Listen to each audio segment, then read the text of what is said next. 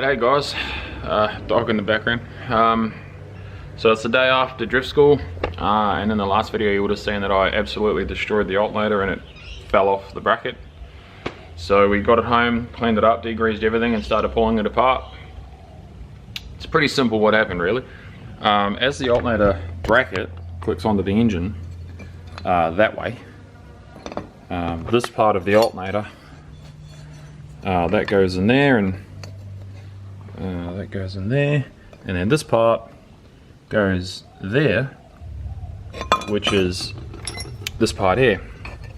So if that sits in there, right, so for argument's sake, if that sits there, that kind of goes there like that, okay? This one wasn't there. So what happened was it had some stress and it broke. That's the only thing it could be, and that'll do it every time. So what I've done is I've actually pulled the alternator completely apart. So I've pulled the rotor out and cleaned the rotor, and then I got the stator out and I cleaned the stator and made sure that everything's okay. The brushes down the back there are fine. So she's ready to go back in. And the cool thing about it is I don't have to replace the whole alternator. I can just pull the front cover off another one. So yep, I'll go looking in scrap bins for an LS alternator and see if I can find one. There's a little rubber seal here that I'll have to replace because that, with all the degrees that I've put through this over the years, it's swollen up. I'm not even really sure I need it, but I'll see how we go. These are what hold the front cover to the alternator itself. They go inside and hold the gears, and there's your pulley.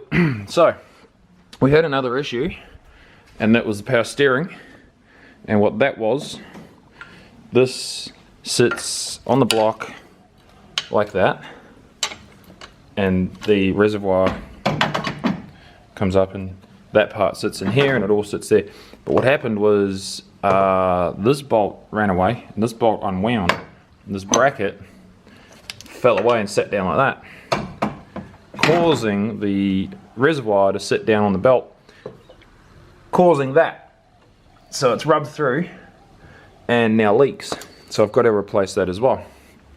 All in all, if that's the only dramas I had for the whole day of smashing tyres, I'm not complaining. And it's an excuse and a reason to open up my alternator and sit it all, clean it and inspect it and make sure it's all okay, which it is. So, oh, that's heavy. I'll put that down there. I'll put that together and then find a new front cover. So as you can see, I have my alternator on my workbench, and that's what one of the connections looked like. Not very good. So I've just tied it up the other one. I'm going to do it, but I just thought I'd show you the difference. So I've just resoldered the connection because it looked like that and all shitty. So just going to do that, and then I'll sit the rotor back in there and pull out the pin to release the brushes, and yeah, find me a housing. And as you can see, I have a very technical workbench. I have it just sitting on the back of my car with the pin going through the hole, and I have a torch sitting right up against it so I can see what I'm doing. I've got my super duper solder from Super Cheap that I just went and picked up, and my soldering iron just hanging off my table.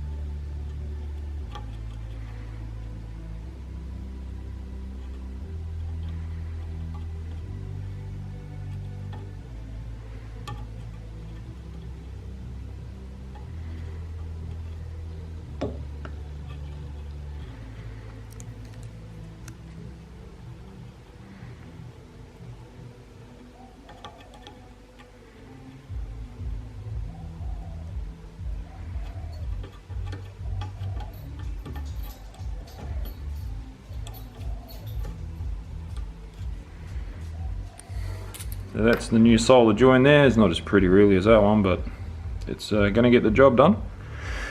And create a good connection, which it didn't have before, and I'd hate to go this far and not do it. And then have it fail on me, so I'm going to yeah, put it all back together as far as I can without the front housing, whatever you want to call it, and go from there. Alright, so she's all back together, all done, but I'm just going to try, I'm going to try and JB weld that, see if it'll, I don't think it will, but it might work. I don't know if it'll have the strength, but meh, it might. And I'm going to look for another case anyway. So next is just clean up that thread, find a bolt to go in there, which I do have, just got to find it. It's in there somewhere. And then that's about it. So there you go, you've just seen alternator pulled apart from the most catastrophic failure that an alternator could have, bar not working at all. So yeah, I'll move on with that job, and then I'll organise some stuff, a new reservoir for the power steering. So I've just remade the power cable from the battery to the alternator that flew out when it dropped off the block. So that just runs along the chassis there. It is close to the headers, but it doesn't get hot enough to melt. It's only hot enough to somewhat melt the conduit. You can sort of see down there how the ribs have just been sort of ironed out. That's kind of only the amount of heat that it gets. So I don't have a gas torch to heat this up and throw some solder in there, so I just put it in there, jammed it right to the end, and smashed it with a hammer just up on that there, and belted it with a hammer, and then put a crosshatch in it with a big flat blade screwdriver.